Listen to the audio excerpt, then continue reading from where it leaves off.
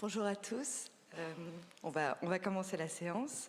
Donc, merci d'être venus pour ce dernier après-midi du Festival d'Histoire de l'Art 2022, donc qui a pour thème l'animal.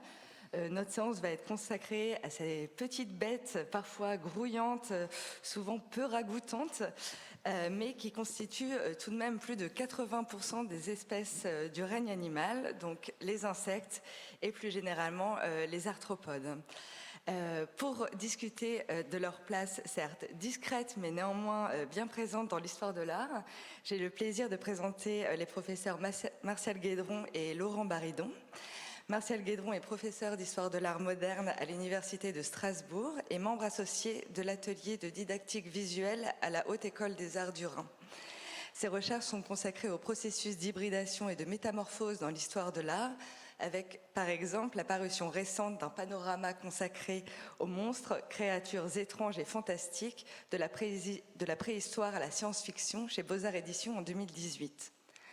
Laurent Baridon est professeur d'histoire de l'art contemporain à l'Université de Lyon 2, où il est responsable de l'axe Atelier, Images, Son, Mémoire. Ses recherches s'intéressent aux corpus satiriques et caricaturaux. Et il vient justement de publier cette année aux éditions de l'INHA de Granville à Topor, Le fantastique des dessinateurs.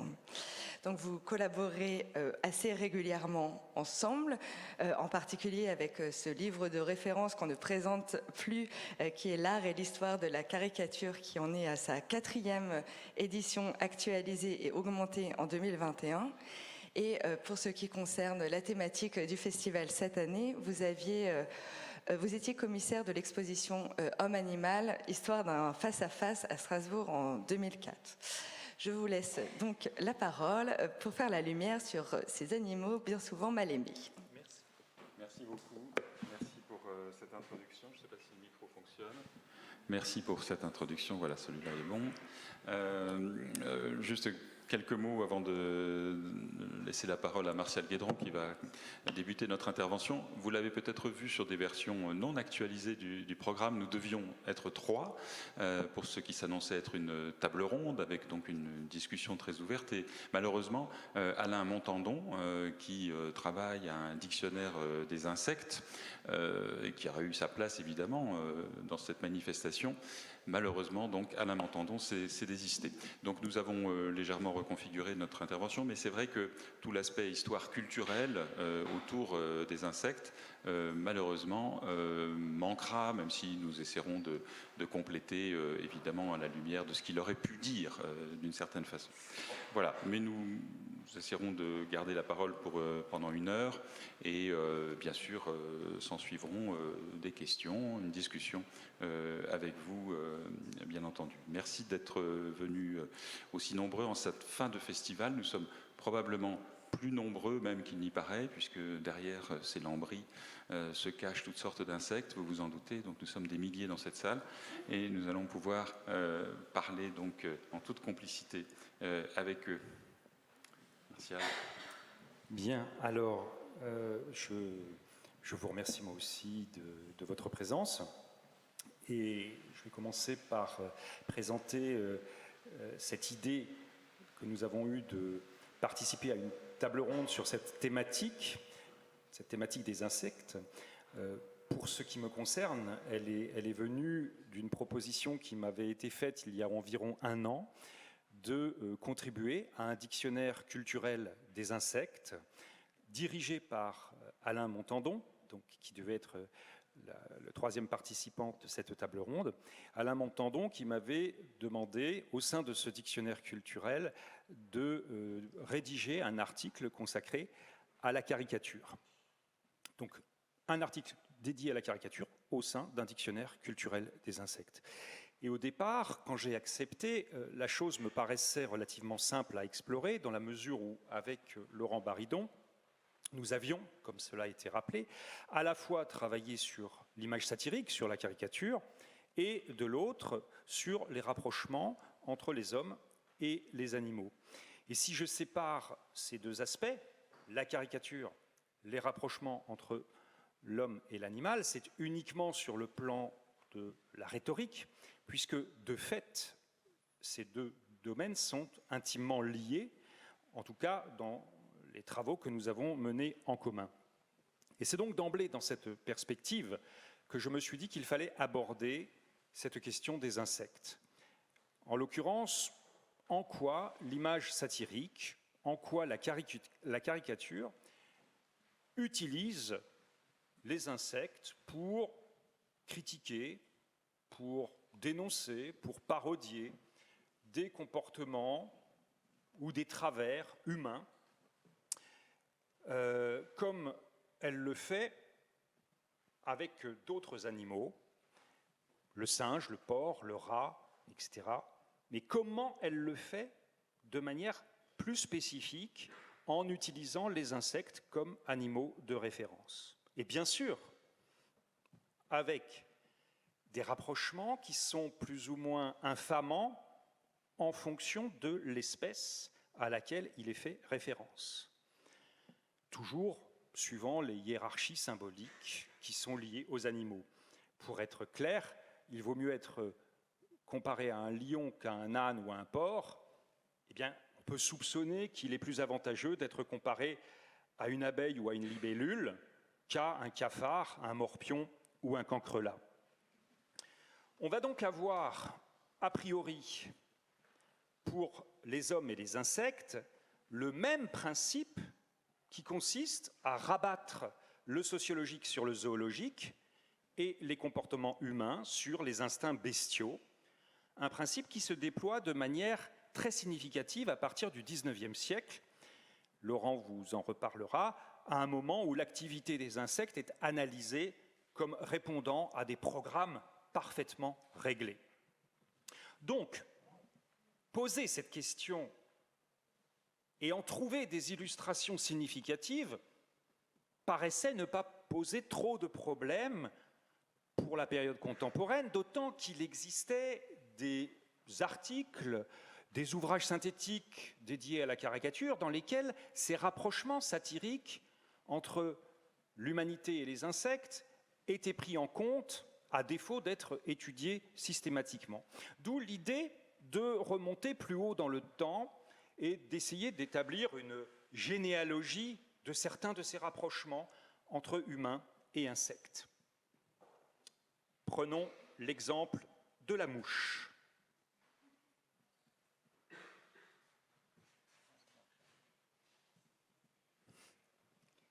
Qui ne veut pas venir.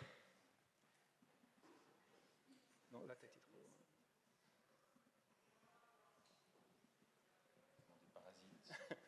Ouais. Voilà.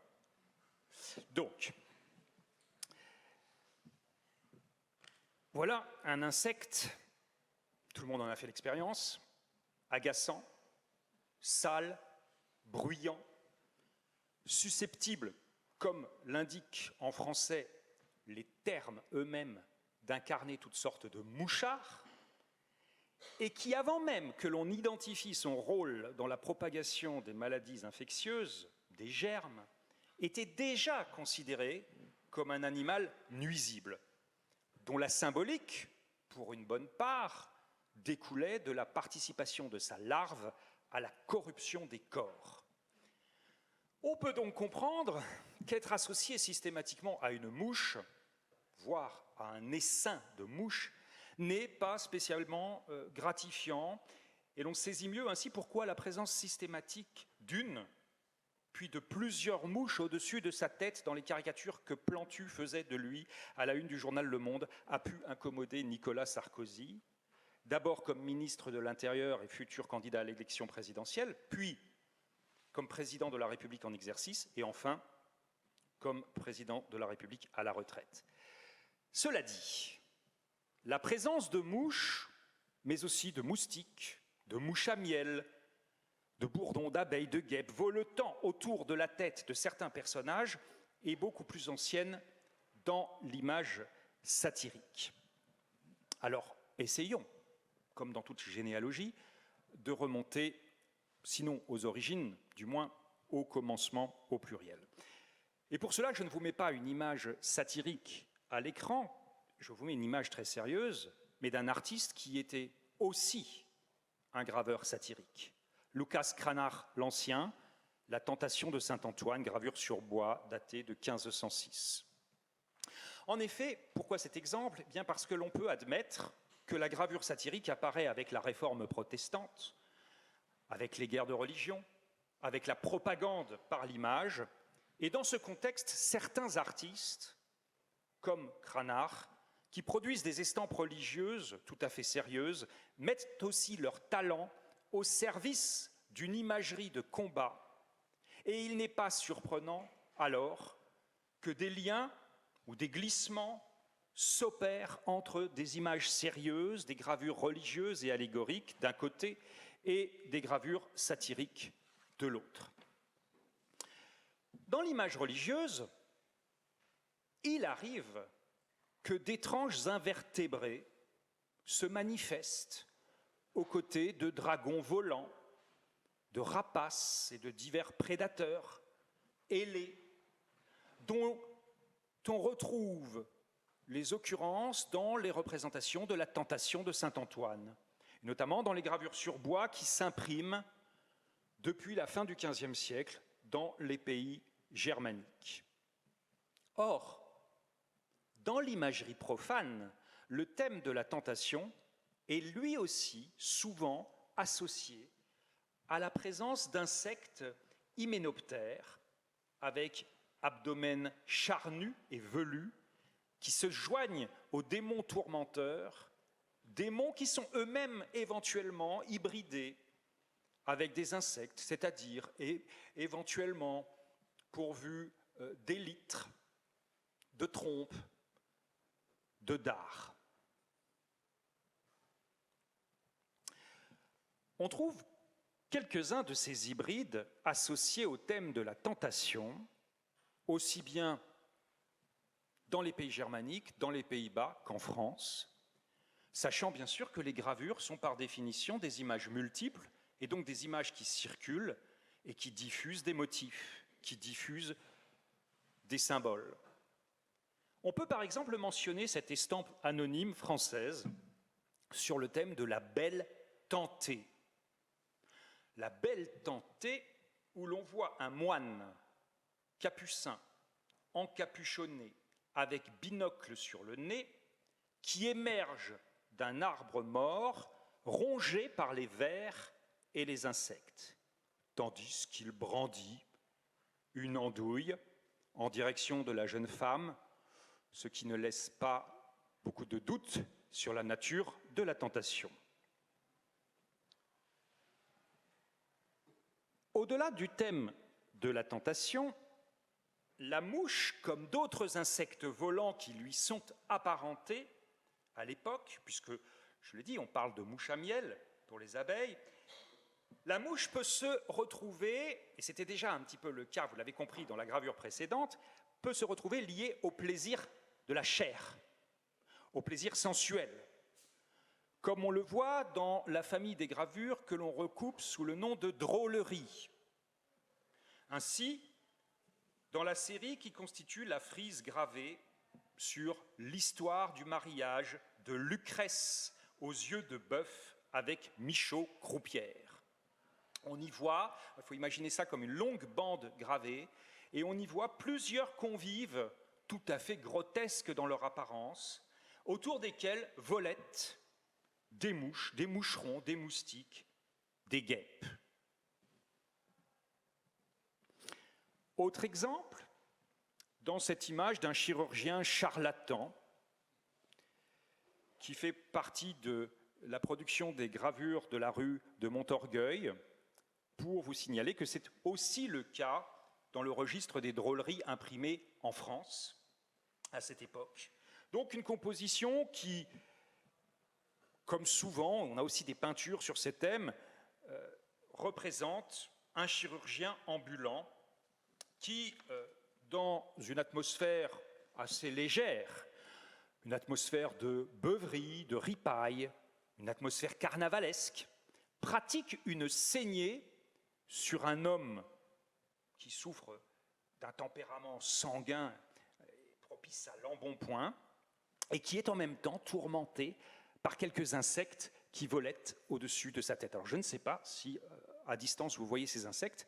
Si vous ne les voyez pas, il va falloir me croire sur parole. Donc, ces exemples confirment l'idée d'échange, de glissement, de porosité entre les thématiques religieuses et les thématiques profanes, et notamment pour ce qui concerne la symbolique liée aux insectes. N'oublions pas, d'ailleurs, que parmi les 10 plaies d'Égypte, 3 concernent les insectes directement. Les moustiques, les mouches, les sauterelles. Ainsi, dans l'image satirique, la cohabitation, parce que c'est de cela qu'il s'agit pour le moment, la cohabitation des humains avec les insectes prend une tournure volontiers moralisatrice, plus ou moins liée aux péchés capitaux. C'est le cas en particulier de la gloutonnerie, la voracité, de l'orgueil, de la luxure, mais aussi, plus rarement, de la paresse.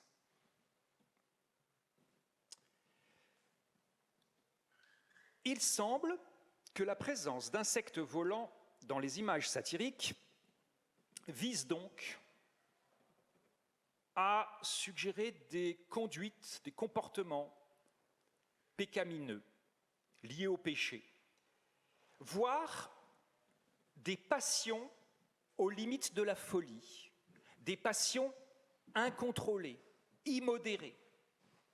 Les mouches, les abeilles, les guêpes, les moustiques qui bourdonnent autour des têtes sont un symptôme de la folie que certains savants, que certains philosophes décrivent dès la période moderne. Je pense au traité de magie naturelle de Giambattista della Porta en Italie, je pense au traité de la mélancolie de Robert Burton, qui décrit des accès de folie, des maux de tête, comme si l'on avait des mouches qui bourdonnent dans sa tête ou des guêpes qui nous piquent. Et d'ailleurs, l'expression française « quelle mouche l'a piqué » continue de faire référence, ou quelqu'un qui est complètement piqué, continue de faire référence à ce champ à la fois lexical et symbolique.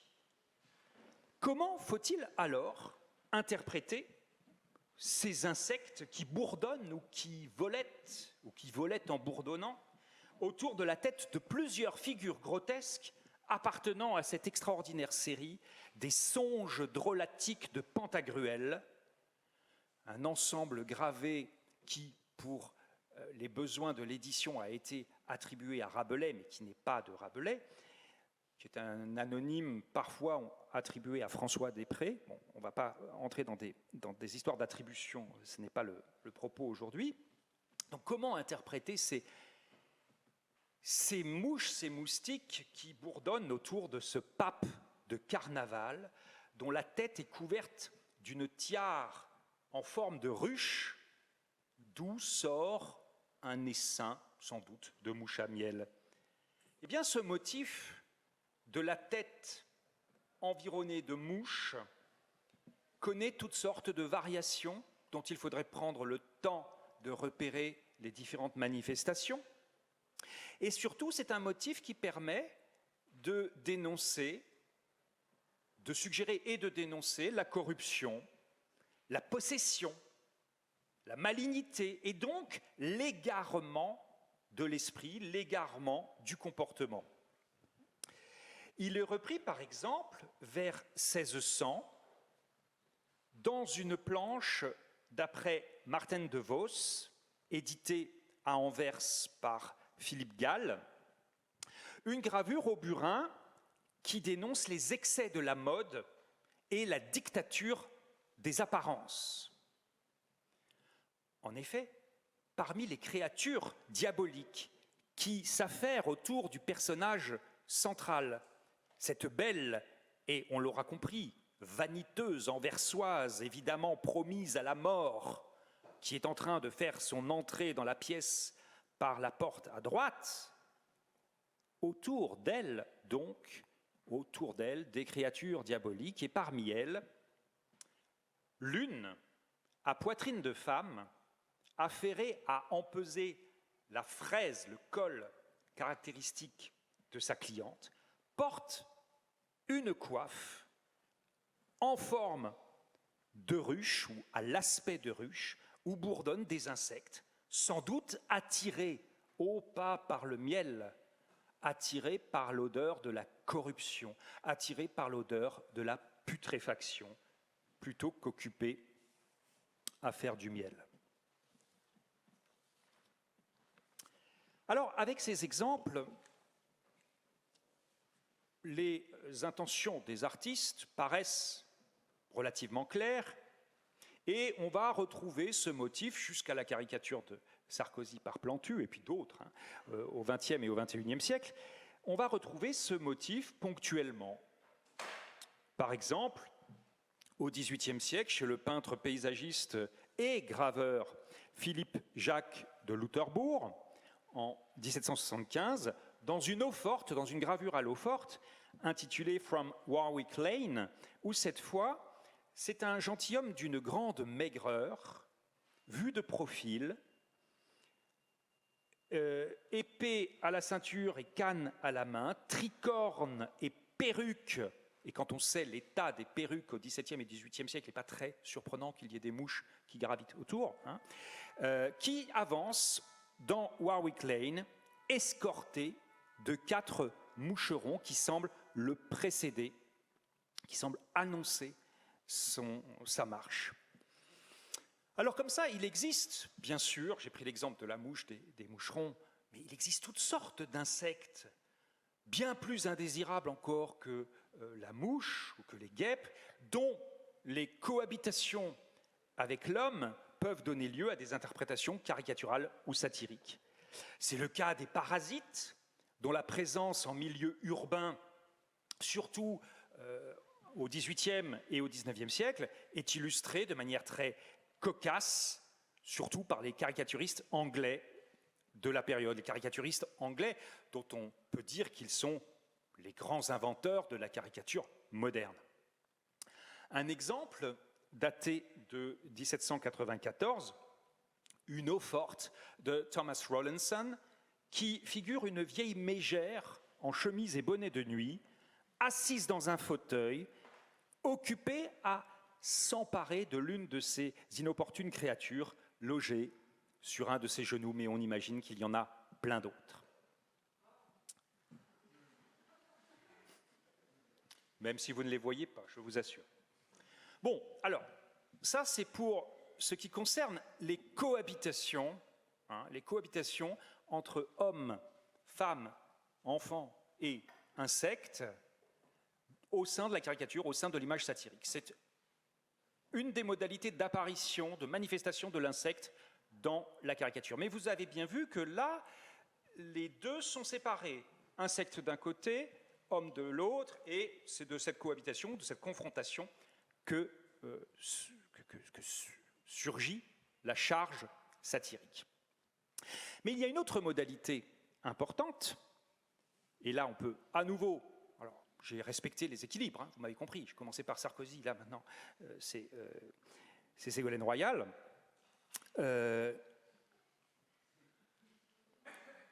Nous pouvons nous en tenir aux exemples que je vous ai donnés pour ce qui est de la cohabitation et en venir à un autre mode de rapport satirique à l'insecte et à l'être humain, celui de l'hybridation et de la métamorphose entre les deux. Et comme l'illustre cet exemple, qui n'a pas besoin d'une longue explication, il serait là aussi possible de partir d'exemples tout à fait récents. Et Laurent Baridon, tout à l'heure, vous montrera des exemples datés du XIXe siècle. Mais avant la période du XIXe, du XXe et du XXIe siècle, là aussi, on trouve bien plus tôt, chez ceux qui sont souvent considérés comme les promoteurs de la caricature moderne, ou ses premiers représentants, des artistes qui, à travers des dessins modestes, des croquis, suggèrent des affinités morphologiques et comportementales entre les êtres humains et les insectes.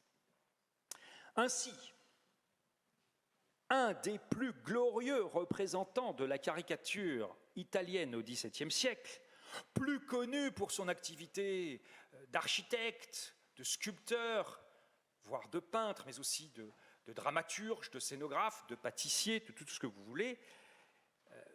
Le grand artiste baroque, l'art des métamorphoses s'il en est, le baroque, je veux parler de Gian Lorenzo Bernini. On trouve donc chez lui, datant des années 1670, ce petit dessin, presque de l'ordre du graffiti, qui représente le pape Innocent XI sous l'aspect d'un vieillard maigre, souffreteux et étendu sur son lit, qui paraît se métamorphoser en un insecte absolument ignoble. C'est presque Kafka appliqué à la papauté.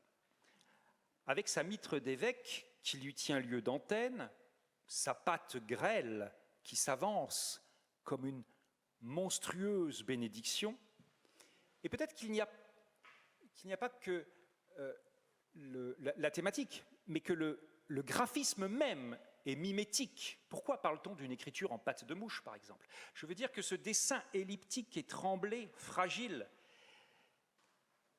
est presque mimétique par rapport à ce qu'il montre.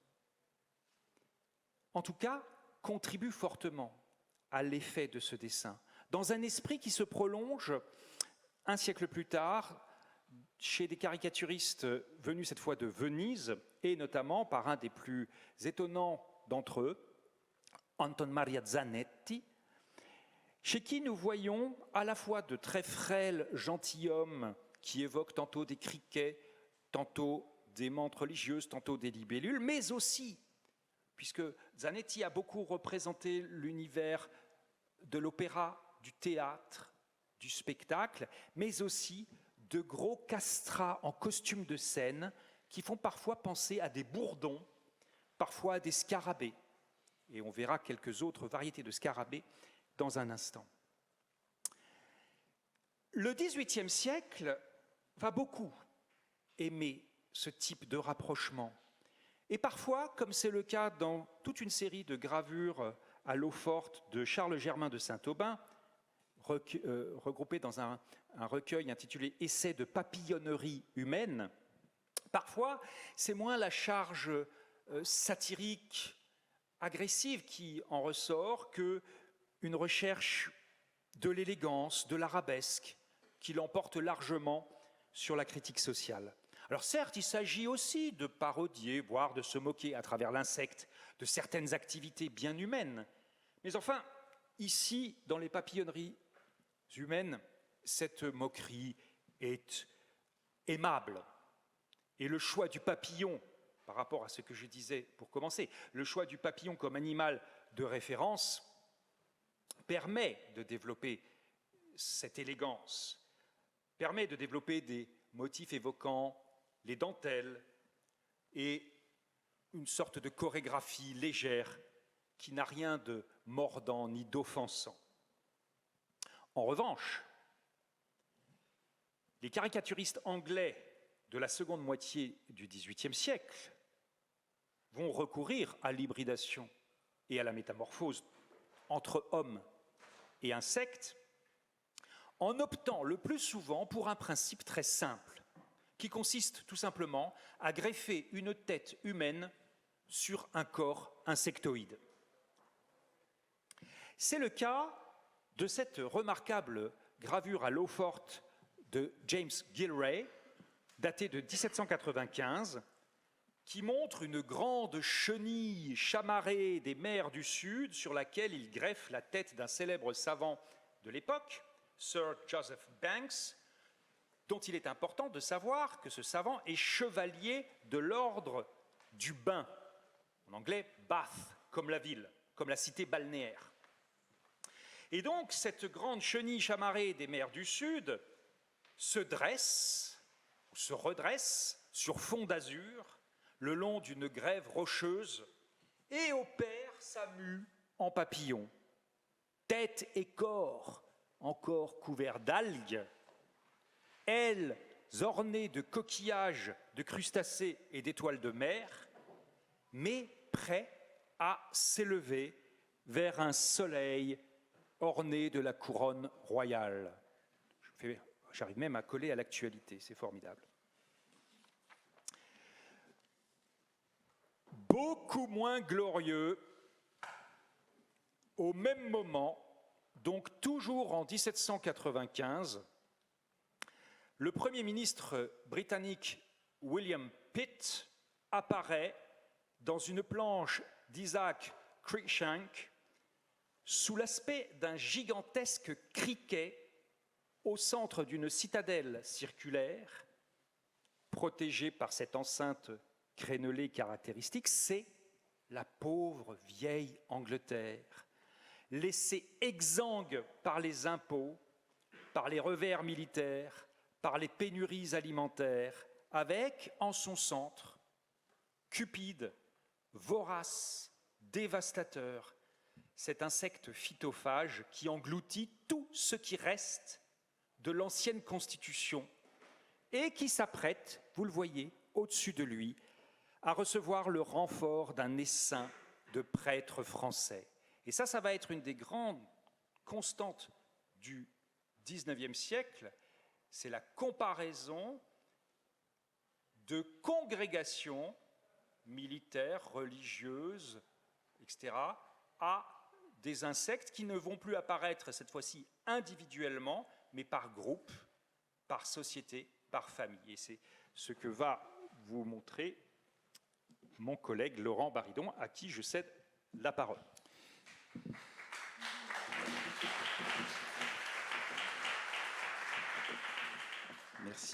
Merci Martial. Donc j'enchaîne effectivement pour vous parler du XIXe siècle essentiellement et surtout du travail d'un illustrateur très connu, Granville. Je vais y revenir dans un instant. Mais d'abord, je voudrais souligner qu'effectivement, les insectes sont très présents dans les corpus satiriques européens des 19e, 20e et 21e siècles, sous différentes formes, mais le plus souvent sous une forme presque allégorique, comme on peut le voir ici, l'araignée représentant le Royaume-Uni à la conquête de l'Europe dans une image allemande, vous l'aurez compris, même si elle est légendée en français, une image de propagande pour mettre en garde l'ennemi français contre son allié britannique. L'aigle allemand surveille tout cela, évidemment, veille au grain, si je puis dire, par rapport à cette araignée monstrueuse qui s'étend sur le continent. Donc des images de ce type, on en a effectivement beaucoup. L'insecte peut d'ailleurs à cette occasion être facilement remplacé par une pieuvre, qui est une représentation classique de l'envahisseur impérialiste, qu'il soit russe, soviétique, américain, britannique et ou français, évidemment aussi. Donc l'insecte, de ce point de vue-là, ou l'arthropode en l'occurrence, est intégré à un corpus maléfique, malfaisant, qui a sa propre zoologie, pour ainsi dire. Alors ça vaut pour l'Europe, ça vaut aussi, bien entendu, pour d'autres civilisations, même si les corpus satiriques sont plus difficiles à explorer, parce que ces traditions ne sont pas toujours très connues, elles ne sont pas toujours valorisées par la recherche, mais je voudrais quand même montrer cet exemple qui est peut-être assez peu connu, en effet, en Europe, sur un texte de Santo Kyoden et des illustrations d'Utagawa Toyokumi, qu'on utilise souvent son prénom seulement. Il s'agit en fait d'une représentation d'une araignée, comme vous le voyez sur la page de gauche, et d'un poisson rouge, qui n'est pas un insecte évidemment, mais ces deux représentations vont ensemble, c'est pourquoi je les présente en même temps. Et en réalité, le prétexte à la représentation de ce qui est à peine un hybride d'insecte et d'animal, c'est la représentation de scènes de banquet où les convives étaient invités à jouer, ou plutôt à rejouer, des rôles de personnages célèbres dans des pièces classiques du début du XVIIIe siècle japonais, qui sont reprises plusieurs fois au XVIIIe et au XIXe siècle. Et en réalité, l'araignée est ici plutôt divertissante, et ce qui est surtout divertissant, c'est la faculté des convives d'un banquet à se transformer transformées en quelque sorte en araignées, avec pas mal d'alcool évidemment, vous l'aurez compris, ce qui rend le divertissement plus joyeux. Donc il y a effectivement des insectes de ce type dans des corpus extrêmement divers, mais nous avons choisi d'un commun accord avec Martial de nous concentrer davantage sur Granville, parce que c'est un illustrateur qui a fait en quelque sorte de l'analogie de l'homme et de l'animal sa spécialité. Donc il était tentant bien sûr de regarder comment il avait traité les insectes et les araignées dans cette vaste zoologie satirique qu'il a créée tout au long de sa vie, entre le milieu des années 1820, puisque c'est là qu'il commence véritablement à travailler, et la date de sa mort. Ça va mieux pour nous, on est beaucoup moins éblouis, je ne sais pas pour vous, la date de sa mort, 1847. Donc Granville est effectivement un artiste qui a très attentivement étudié la flore et la faune au Muséum d'histoire naturelle, mais pas seulement, directement dans la nature, sur le site, si je puis dire. Et vous avez là une feuille du Musée des Beaux-Arts de Nancy, où beaucoup de dessins de Granville sont conservés, qui montre la façon dont il étudie très attentivement un papillon, mais aussi une araignée. C'est la même araignée qui est vue sous 3 angles différents, et en même temps, bien sûr, la flore qu'il a pu observer autour. Et nous possédons notamment, encore une fois, le Musée des Beaux-Arts de Nancy, de très nombreux dessins aquarellés, éventuellement à la gouache également, qui montrent ces études d'insectes, de papillons, mais vous voyez qu'ils ne sont pas spécialement choisis parmi les plus beaux spécimens, ce sont des spécimens ordinaires que l'on trouve très facilement dans les jardins, de papillons de nuit ou de sauterelles, puisque ce sont ces 3 cas de figure que vous avez ici, mais aussi d'insectes a priori moins plaisants à regarder. Décidément, nous avons des problèmes moins plaisants à regarder, avec 2 moustiques qui sont bien entendu à gauche, des fourmis et des vers luisants. Ça peut sembler assez curieux de s'attacher autant à la représentation de vers luisants, surtout pour ne pas montrer ce qui les caractérise, c'est-à-dire le fait qu'ils sont lumineux, mais vous allez comprendre en effet que ces animaux ont permis à Granville de créer des hybrides extrêmement utiles dans le champ de la caricature et de la satire politique des années 1830-1840 en particulier. Alors reste que le problème qu'évoquait Martial à l'instant, celui de justement l'analogie entre l'anatomie humaine et l'anatomie des insectes, ce problème est difficile à résoudre. Or, Granville s'est fait précisément une spécialité de cette extraordinaire faculté de faire correspondre les instincts des animaux, du moins ceux que l'on connaît ou ceux qu'on leur prête, avec des comportements humains. Et c'est l'instrument, en fait, de son discours satirique, que de stigmatiser tel personnage, ici en l'occurrence une aimable commerçante, entruit par, vous l'aurez remarqué bien sûr, la forme de son visage, mais aussi et surtout son attitude, sa corporéité générale, ses proportions, etc. Ce qui laisse entendre évidemment que cette femme a les instincts d'une truie, peut-être pas sexuellement, pour aller vraiment dans des choses graveleuses, mais au moins dans la bassesse d'esprit. Inversement, ça peut être une valorisation, et on le voit ici, c'est moins ce qu'on peut penser, avec un portrait de femme chat. Donc comment Granville peut-il utiliser cette recette extrêmement efficace, éprouvée, qui a fait sa célébrité à la fin des années 1820 pour des insectes donc, et des arthropodes? Eh bien, vous en avez ici une illustration avec un dessin de sauterelle et sans doute pas le même spécimen exactement, mais une sauterelle qui se transforme en fantassin, ses pattes devenant belliqueuses, ses élytres se transformant en épées, ses jambes, puisqu'on peut utiliser ici ce terme, ressemblant évidemment à celle d'un guerrier. Et ainsi de suite, Granville va travailler sur ces petits dessins, et en particulier celui de ces deux guêpes combattantes, ces analogies entre apparence des insectes, mœurs des insectes évidemment, et comportement humain, créant donc des images extrêmement fortes, encore une fois, pour les utiliser dans ce qui est sa véritable pratique professionnelle, celle d'un illustrateur qui publie des dessins satiriques dans la presse satirique illustrée du début des années 1830 en France, c'est-à-dire la caricature fondée par Philippon, Charles Philippon, ou le Charivari, qui est l'autre journal de Charles Philippon. Et cette presse satirique illustrée, évidemment, nécessite la production de quantités d'images satiriques lithographiées ou gravées qui font vivre des jeunes dessinateurs, et en particulier pour les plus célèbres d'entre eux, Granville et Honoré Daumier, évidemment, qui est le collègue, pour ainsi dire, de Granville dans cette première partie des années 1830.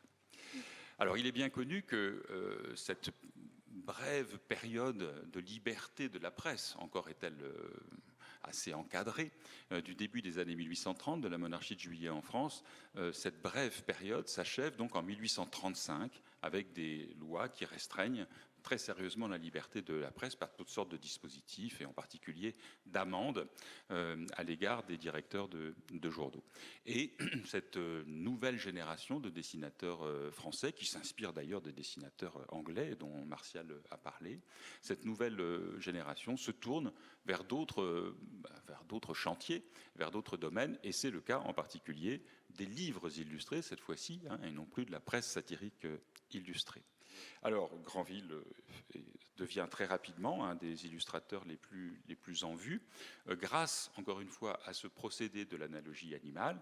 Et en 1837, l'édition des Fables de La Fontaine par Granville est un succès considérable, succès que fait un peu oublier quelques décennies plus tard le succès des illustrations de Gustave Doré. Vous les connaissez sans doute, qui sont effectivement les illustrations les plus célèbres, mais Granville lui a véritablement ouvert la voie.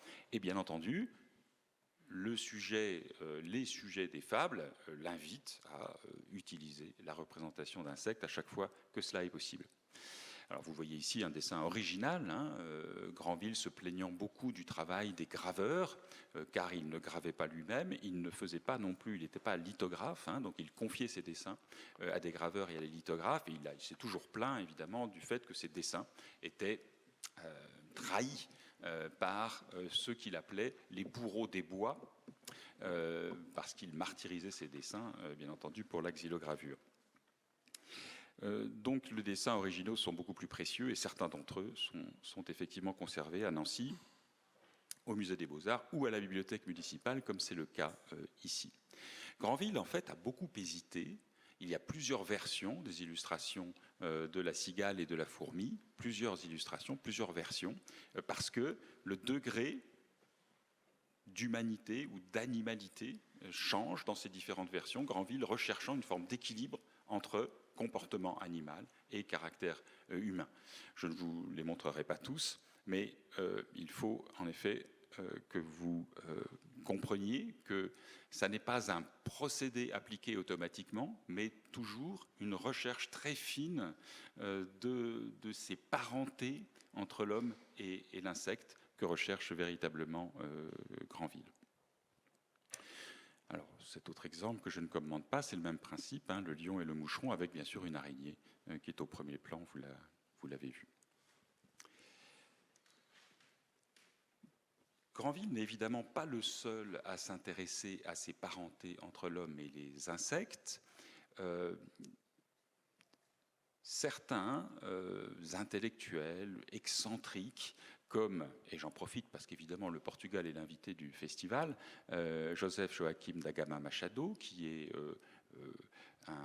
commandeur et qui fait partie de la légation portugaise et du personnel diplomatique, est un grand collectionneur d'oiseaux, un ornithologue amateur, mais aussi un naturaliste un peu étrange, mais qui a produit ce traité qui parle des théories des ressemblances, un essai philosophique sur les moyens de déterminer les dispositions physiques et morales des animaux d'après les analogies de forme, de robe et de couleur, entre animaux, mais aussi avec l'homme.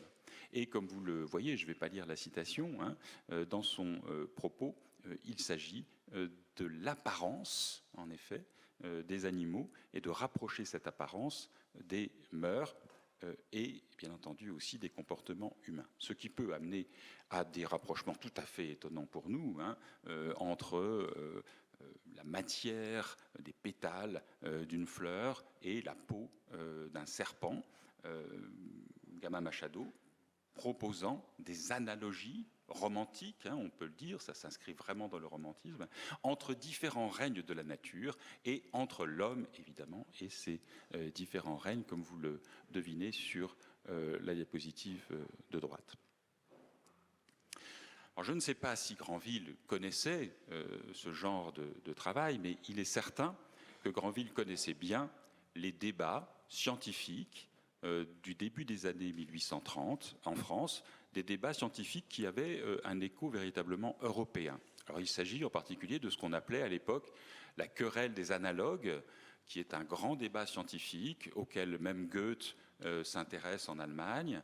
Et c'est un débat extrêmement important parce qu'il parle de classification. Quelle classification faut-il adopter? C'est un débat qui oppose Georges Cuvier et Étienne Geoffroy Saint-Hilaire, hein, les deux grands scientifiques de l'époque. Ce sont des rivalités scientifiques, des rivalités de poste, évidemment, mais aussi une rivalité fondamentale sur la conception de la création, sur la place à attribuer en particulier à l'homme dans l'ensemble de la classification. Et ce débat, encore une fois, est très connu. Il a un retentissement considérable dans la presse, dans les gazettes, on en discute dans les salons. C'est un débat essentiel, puisque ça pose la question de la place de l'homme dans la création. L'homme, créature divine, évidemment, mais que l'on peut, de toute évidence, comparer à d'autres animaux, à d'autres mammifères, aux singes, mais aussi aux insectes. Et Étienne Geoffroy Saint-Hilaire, en effet, est convaincu qu'il y a des homologies d'organisation entre l'homme et toutes les créatures qui peuplent le monde naturel. Et cela intéresse beaucoup les artistes, un très grand nombre d'artistes qui se passionnent pour ce débat. Alors Granville le met en scène dans certaines de ses illustrations, quand le texte lui permet de le faire, mais il utilise en fait beaucoup de procédés différents pour montrer des insectes. Un de ces procédés, c'est bien sûr de créer des insectes humanisés en se référant au comportement de ces insectes. Les grillons, les sauterelles, les cigales produisent des sons. Eh bien, évidemment, Granville propose un concert à l'occasion d'un mariage, le mariage d'un couple de papillons, dans les scènes de la vie privée et publique des animaux, sur un texte de l'éditeur de cet ouvrage illustré bien connu, Stahl, Pierre-Jules Stahl, qui est en fait le pseudonyme de Pierre-Jules Hetzel, l'éditeur de livres illustrés très connu du XIXe siècle, qui va publier Jules Verne également. Donc, son comportement animal qui permettent de créer ces insectes hybrides, mais aussi des systèmes de référence plus complexes, en particulier pour cette illustration du Magasin Pittoresque, qui est un journal illustré du XIXe siècle, bien connu. Et en août 1840, Granville propose un rondo tarentelle, ces danses d'Italie du Sud, dont il existe plusieurs versions. Mais vous le savez peut-être, cette tarentelle, selon la légende, était dansée dans les pays chauds pour se débarrasser des méfaits de la piqûre de la tarentule, l'araignée. En fait, il ne s'agissait probablement pas d'une tarentule, mais d'une autre espèce d'araignée, mais peu importe, c'est la légende autour de cette araignée. Et je ne sais pas si vous le voyez, parce que c'est très petit, mais les altérations, les dièses, à la clé sont des araignées. Évidemment, il faut savoir que tarentelle, tarentule sont liés dans l'histoire pour comprendre cela, mais je vous rassure, les lecteurs du Magasin Pittoresque avaient un texte qui était bien sûr illustré par cette image, et cet arrière-plan culturel était compréhensible. Le comportement, l'attitude, la façon de se mouvoir des insectes sont aussi utilisés par Granville pour représenter par exemple un couple de vieux scarabées marchant difficilement, les cannes étant transformées en pattes, on le voit bien. Les scarabées qui se meuvent lentement à travers des allées peuvent constituer le motif d'une procession religieuse. Il faut savoir que la procession religieuse est une forme de manifestation politique dans le régime des ultras à la fin de la Restauration. Donc Granville dessine beaucoup de processions pour se moquer de ce régime particulièrement réactionnaire. Et d'ailleurs, cette planche des Métamorphoses du jour avait été interdite parce qu'on la trouvait trop anti-religieuse et donc trop contre le régime. Elle n'est parue qu'après la Révolution de Juillet, le 16 août 1830, en Belgique et non pas en France, parce que le sujet était encore trop sensible. Donc vous voyez que l'insecte, avec les cornes, bien sûr, qui rappellent la forme de la mitre, comme on l'a vu aussi chez le Bernin, eh bien cette image d'insecte recèle une charge politique extrêmement précise et efficace, en dépit tout de même de l'éloignement entre l'anatomie de l'insecte et celle de ses ecclésiastiques. Donc la satire politique permet effectivement à Granville de créer ces êtres hybrides, et vous le voyez ici dans la caricature en 1833, une série de planches en fait sur les travaux des champs qui s'en prend au nouveau régime de la monarchie de Juillet, mais pour montrer que c'est un régime de parasites, de parasitisme, et il s'agit d'écheniller, donc de débarrasser les arbres de ces chenilles que vous voyez en détail. Ce sont des caricatures, évidemment, des membres du gouvernement. Et à l'arrière-plan, les semailles qui sont effectuées, j'imagine que c'est trop petit, mais vous devinez peut-être un bonnet phrygien, c'est une allégorie de la République qui fait les semailles, et qui prépare les récoltes nouvelles. Nous sommes aussi dans une période de crise frumentaire assez importante qui explique que ces travaux des champs et les insectes puissent servir donc d'arrière-fond à cette critique politique. Granville s'est mis en scène lui-même dans cette image de 1831, puisque dès le début de cette période de relative liberté d'expression, comme je vous l'ai dit, en réalité, Granville est pris pour cible par des gendarmes qui viennent perquisitionner chez lui, qui viennent l'agresser dans une taverne, en raison de la violence de ses charges politiques parues donc dans le journal La Caricature. Et Granville, en principe, c'est lui-même, mais ça n'est pas tout à fait certain, c'est représenté assailli par des mouches, les vilaines mouches qui piquent, dont parlait Martial Guédron il y a un instant. Il est en effet piqué par ces mouches. Certaines ont le visage de Louis-Philippe ou de ministres. C'est assez facile à identifier quand on connaît la caricature de cette période. Et vous voyez en même temps que ces mouches ce ne sont pas des mouches inoffensives, elles sont munies de dards, les épées effectivement de ces gendarmes. Et à ces dards répond le porte-mine de Granville, qui pointe vers ces gendarmes, la caricature étant une arme avec laquelle on peut piquer, et donc en retour, évidemment, Granville est importuné par ces mouches beaucoup plus nombreuses et puissantes, bien entendu, que son pauvre crayon. On connaît le déséquilibre des forces dès lors qu'on évoque le dessin satirique. Vous remarquerez aussi que Granville a signé cette image Victor Laraignée, un pseudonyme qu'il n'utilise jamais, et sans doute veut-il suggérer qu'il est l'araignée de ces mouches et qu'il pourrait bien les capturer dans sa toile, ce qui est évidemment une façon de rajouter une signification supplémentaire. On trouve aussi chez Granville un corpus d'insectes maléfiques qui rejoint là aussi la tradition dont Martial nous a parlé, souvent d'êtres hybrides, mais qui ont pour base effectivement ces êtres repoussants que sont les insectes. On en trouve de multiples exemples, et comme le temps file, je ne vais pas les commenter longuement, ils parlent d'eux-mêmes. Il est évident qu'il faut là aussi convoquer toute une tradition médiévale, de diablerie, de marge à drôlerie dans les manuscrits, qui renvoient à ces êtres démoniaques qui nous assaillent, qui nous obsèdent, qui nous aveuglent, comme le montre Granville dans une toute petite illustration, ou comme il le fait dans des dessins beaucoup plus privés, qui ne sont pas réalisés pour des illustrations, qui sont probablement donc liés à ses propres obsessions, de vampires munis de grandes cornes. Vous voyez le dormeur au premier plan, hein, qui voit cette apparition terrifiante. Ce dessin n'a pas été gravé, encore une fois, c'est quelque chose d'assez personnel, qui est lié à cette recherche onirique et romantique, bien entendu, de Granville dans les années 1840, à un moment où il ambitionne d'être plus qu'un illustrateur politique et humoristique, mais un artiste de l'illustration à part entière. Et de ce point de vue, il ouvre la voie à d'autres artistes très célèbres qui ont un peu les mêmes caractéristiques, d'être des dessinateurs, souvent entre le texte et l'illustration. Je pense à Alfred Koubine en particulier, avec ce poursuivi, hein, où on pourrait croire que ce sont des oiseaux, mais regardez bien, hein, ce sont de gigantesques papillons de nuit munis de dards qui poursuivent cet homme qui s'enfuit effrayé dans une sorte de cauchemar, bien entendu.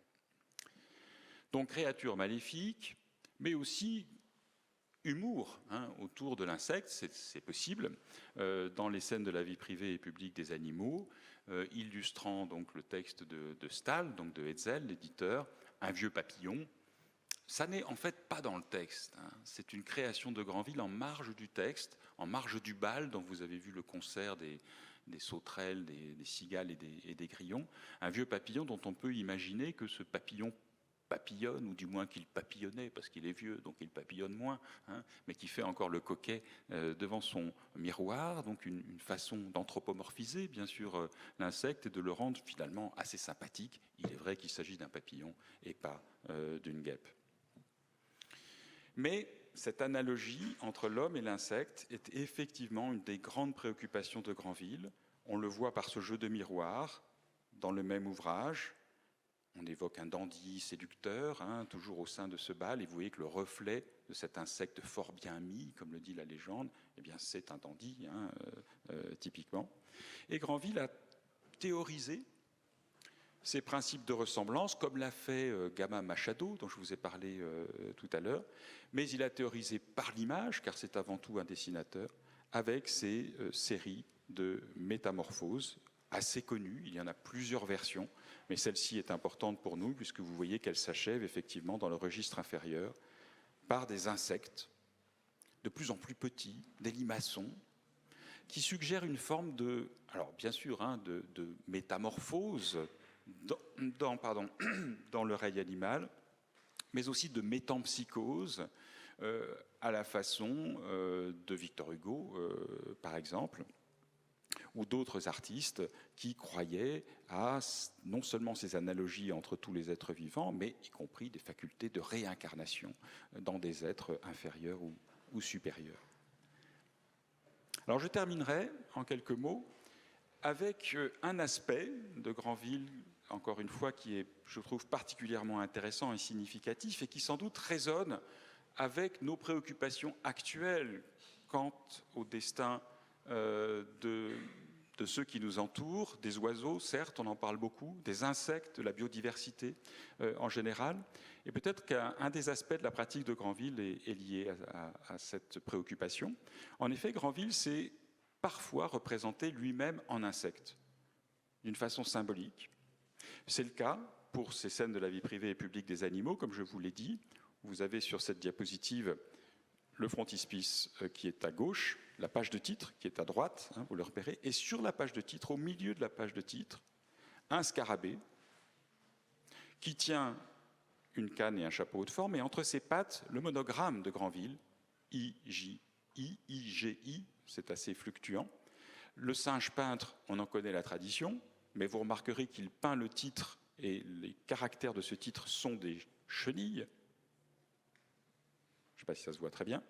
Et le scarabée, qui est évidemment à l'œuvre et qui signe l'ensemble de l'ouvrage, sur lequel Granville, en effet, revendiquait une paternité majeure et principale, alors que, bien entendu, Balzac, Musset, George Sand, qui étaient des collaborateurs de cet ouvrage, se voyaient plutôt à la première place. Et c'est ce qui explique que dans un frontispice secondaire dans l'ouvrage, les hommes de plume, les écrivains, hein, soient représentés comme des personnages dominants et peut-être un peu menaçants et désagréables, tandis que le scarabée est au travail, c'est lui qui fait le travail, c'est lui qui écrit.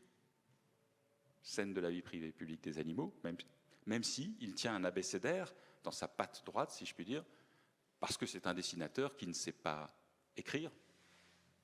Granville revendiquant donc d'être un insecte menacé par ses oiseaux, mais faisant le travail principal. Donc c'est un autoportrait,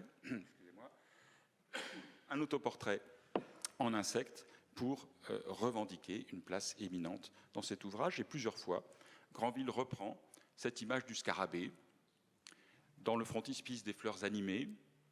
Vous voyez ce scarabée qui a la tête engloutie dans une corolle de fleurs. Il s'enivre littéralement des fleurs, qui sont évidemment des femmes. L'ouvrage roule sur la comparaison des femmes et des fleurs. Et je ne vais pas donner ces citations parce que je suis arrivé au bout de mon temps, mais je voudrais juste terminer, on y reviendra si vous le souhaitez, mais je voudrais juste terminer donc, avec cette image qui montre en effet la façon dont Granville revendique cette identification au scarabée. Ce témoignage a disparu, mais à Chatou, où Granville et sa famille avaient une maison, dans les années 1840, nous voyons apparaître sur le portail de sa maison, sur le pied droit du portail de sa maison, plus exactement, le numéro, tout simplement, de la rue, 48, réalisé par une sauterelle et une araignée. Mais vous voyez sur les détails, j'espère, en bas à droite, ce petit cartouche, le scarabée, signature de Granville, qui signe non seulement l'image, mais bien entendu sa présence en ces lieux. Il signe sa propre maison. Et cette façon donc de s'identifier à l'insecte, pourtant peu valorisé, cet insecte qu'il a pourtant utilisé pour stigmatiser des sergents de ville, le personnel politique, eh bien cette façon de s'identifier à un insecte de façon positive, encore une fois, eh bien c'est l'indice, en effet, de ces conceptions qui font du règne animal une unité par des systèmes homologiques et qui peut-être aujourd'hui ont une signification pour nous, plutôt que de penser le monde par espèces séparées et de s'inquiéter du destin des oiseaux seulement ou des insectes seulement. Nous voyons bien que le destin de toutes les créatures vivantes sont liés sur la planète et que nous devons penser de façon plus globale ces questions. Et ces débats scientifiques du XIXe siècle, aussi lointains soient-ils, peuvent peut-être nous y aider. Merci de votre attention.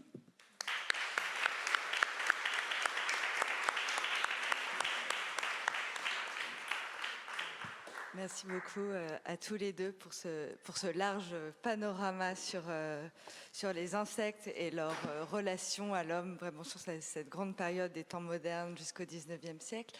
Je propose qu'on donne la parole à la salle. Il doit y avoir quand même des remarques et des questions devant cette présentation d'envergure.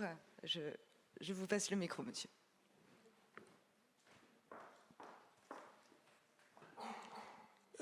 Il semble que Granville a étudié de façon précise les insectes, c'est ça? Il y a des gens qui ont fait des études, un peu voir s'il y avait des choses qui existent, des insectes qui n'existent plus ou des... Vous voulez dire par rapport à son approche naturelle. entomologique? Oui. Alors, ça n'est pas un scientifique, oui. C'est-à-dire que très clairement, il a même prétendu qu'il n'avait jamais observé les animaux directement, qu'il avait copié les illustrations de l'histoire naturelle de Buffon. C'est probablement faux, puisque d'autres témoignages montrent qu'il allait au jardin des plantes, à la ménagerie du jardin des plantes, et qu'il dessinait. Mais ça n'est pas un scientifique, c'est-à-dire ce n'est pas quelqu'un qui a écrit des traités, même un peu excentriques comme celui de Gama Machado, sur les ressemblances humaines et animales. Il suggère, par ses dessins, comme celui-ci, il suggère ces parentés, il ne les définit pas. Donc on ne peut pas s'en servir, si vous voulez, enfin peut-être qu'effectivement un entomologiste pourrait s'en servir pour dire, eh bien, telle espèce a disparu aujourd'hui, mais moi je ne suis pas capable de le faire. A priori. Et il n'a pas une approche systématique. Je pense que son rapport aux insectes est déterminé par des choses très anecdotiques. Nous savons qu'il avait une grenouille sur le bord de son bureau, parce qu'il passait beaucoup de temps à dessiner. C'était une sorte d'esclavage d'être dessinateur pour la presse satirique. Il faut produire un dessin, non pas tous les jours, parce que ce n'était pas un quotidien, mais quand même très régulièrement, plus le travail d'illustration pour les livres. Donc il avait un animal de compagnie qui était une grenouille, et tous les matins, on le sait, il descendait dans la cour de sa maison, attraper des mouches pour nourrir sa grenouille. Et peut-être des araignées, peut-être des insectes qu'il dessinait par la suite. Mais voilà, nous avons assez peu de détails sur la vie de Granville. Oui. Merci beaucoup pour cette présentation. Moi, j'ai une question plutôt relative aux vertus et au moral qu'on donne aux insectes. Là, on a un peu parlé des mouches, des abeilles, des sauterelles, etc. Et c'était peut-être un regard très français aussi sur ces animaux, parce que, par exemple, en Suède, Gustave III, son animal, c'est l'abeille. C'est un animal qu'on retrouve partout dans le Nord, par exemple, alors que c'était un animal qui était considéré comme extrêmement vertueux. Et je voulais savoir en fait s'il y avait peut-être des études poussées ou des recommandations de livres que vous pourriez donner ou même de vos travaux sur justement ces vertus, ces morales positives, négatives sur les insectes en Europe. Alors, comme on a essayé de le dire en introduction, le travail, cette réflexion sur les insectes qu'on vous a proposé aujourd'hui est un peu inaugurale. C'est-à-dire qu'on a travaillé sur les relations homme-animal et sur la caricature, sur les insectes de façon beaucoup moins spécifique. On s'y intéresse de manière plus récente et on s'y intéresse à travers la caricature et l'image satirique. Donc, en fait, on part de là. Et c'est vrai que la symbolique des insectes peut varier en fonction de la culture, en fonction de même le scarabée. On sait que ça peut être un animal sacré dans certaines régions du monde. C'est pour ça que Laurent a fait aussi des parallèles avec l'Asie. On sait bien que la symbolique, elle est signifiante à un moment dans une culture précise. Après, spécifiquement français, pour les insectes que j'ai montrés, je ne crois pas. Par exemple, les parasites. La sensibilité aux puces, aux tiques et aux poux, elle apparaît à travers l'image satirique en Angleterre à un moment où la question de l'hygiène émerge de façon sensible. Le fait de relier les morpions ou tous les insectes suceurs de sang à certaines catégories de la population émerge à un moment où on commence à comprendre quel rôle jouent ces insectes dans la transmission des germes. Vous voyez ? Donc il y a des passages qui se font avec les savoirs, avec les superstitions aussi. Tout ça s'entrecroise. C'est pour ça qu'il faut toujours contextualiser. Et vous avez bien raison de dire que, en fonction de la culture, en fonction de la période, eh bien, une même symbolique peut se retourner ou peut changer. C'est le principe même, d'ailleurs, de l'animal et de la symbolique, c'est qu'elle peut se retourner à tout moment. Alors après, l'abeille est généralement considérée effectivement comme un insecte extrêmement positif, et quel que soit... Prenez l'Empire, c'est pas pour rien que Napoléon la prend comme... Voilà, il y a de célèbres textes, y compris de la fin du XVIIIe siècle, de la période révolutionnaire, sur la parabole en quelque sorte des abeilles. Mais on trouve des représentations d'abeilles valorisantes à la Renaissance italienne, chez Philarète par exemple, qui se représente justement avec des abeilles extrayant le miel des arbres, etc. Mais même si vous prenez la fable de la cigale et de la fourmi, où la signification de chaque insecte est inverse suivant que vous lisez cette parabole chez La Fontaine ou suivant que vous la lisez dans les satires de Boileau. Oui, donc, oui, quand vous parlez de l'abeille, c'est aussi par son comportement, en fait, qu'elle est extrêmement positive. C'est ça, c'est ce caractère de pollinisateur, et c'est la communauté industrieuse. Et la ruche est aussi une référence des utopistes. De la comédie française, entre autres, d'ailleurs. Mais justement, concernant les autres animaux, merci beaucoup, c'était formidable tout ce que vous avez dit, mais on aurait envie de savoir si effectivement il y a eu des études de comportement des animaux qui ont amené à les caricaturer, ou si la symbolique, c'est de l'anthropomorphisme. Enfin, il y a quelque chose... ça suscite l'envie d'en savoir plus. Oui, alors il y a des choses qui sont évidemment liées au contexte scientifique. Il est évident que la parution de l'origine des espèces de Darwin, par exemple, a eu un impact considérable sur les représentations des animaux en général dans les arts visuels et sur la caricature en particulier, et puis plutôt la querelle des analogies. Mais oui, en fait, votre question est intéressante, mais je pense qu'elle dépasse le champ de la satire. Il est clair que dans l'art contemporain, on trouverait voilà, des artistes qui s'intéressent de beaucoup plus près à la façon dont les insectes se comportent et donc créent en quelque sorte avec et comme. Voilà. Le satiriste doit utiliser des représentations plus communes et partagées pour être compris. On sait déjà que c'est très difficile d'interpréter un dessin satirique ou une caricature. Vous avez peut-être fait l'expérience de discuter d'un dessin de presse et de vous apercevoir que personne ne comprenait la même chose, en fait, en fonction de sa culture politique, de la façon dont il avait lu l'événement lui-même, etc. Donc c'est déjà tellement instable comme forme d'image. Si en plus on utilise des codes d'interprétation que très peu de gens connaissent, on a toutes sortes de chances de rater sa cible.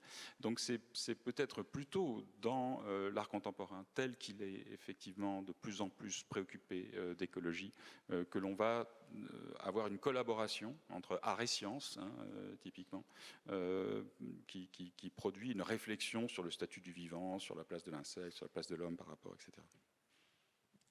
Est-ce qu'il y a d'autres questions, d'autres remarques? Alors moi, j'en profite pour vous poser aussi une question. En fait, donc on a parlé aussi de la satire, des charges négatives auxquelles peuvent être associés les insectes. On a évoqué très rapidement la possibilité d'un caractère positif. Est-ce qu'il y a quelque chose de neutre? Est-ce qu'on peut représenter dans l'histoire de l'art un insecte sans symbolique? En fait, par exemple, je pense à cette légende de Vasari avec la mouche que Giotto peint sur une peinture de son maître. Et en fait, ça traduit l'illusionnisme. Ou chez Dürer, on a les représentations, mais on a l'impression que c'est de l'intérêt pour la nature, mais qu'il n'y a pas vraiment de charge derrière. Alors, je vais essayer de répondre. Il y a plusieurs degrés d'interprétation, toujours. Et en histoire de l'art, quand on s'intéresse à l'iconographie, la question est toujours de savoir jusqu'où il faut interpréter et quand est-ce qu'on s'arrête.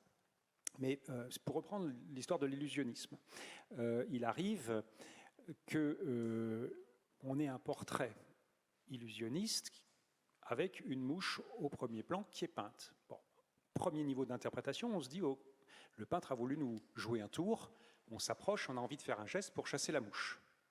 Mais deuxièmement, si c'est un portrait et qu'il y a une mouche, comme le rôle du portrait, c'est de garder une image de ce qui va disparaître, le modèle. C'est ce qui permet de conserver l'image du modèle qui est appelé à vieillir, à mourir et à pourrir. Et donc, la mouche, c'est aussi une manière de rappeler la vanité qu'il y a à se faire représenter, portraiturer, puisque nous sommes tous corruptibles. Donc, on peut y voir aussi une connotation religieuse. Donc, c'est toujours une question de degré d'interprétation. Après, où est-ce qu'on s'arrête ?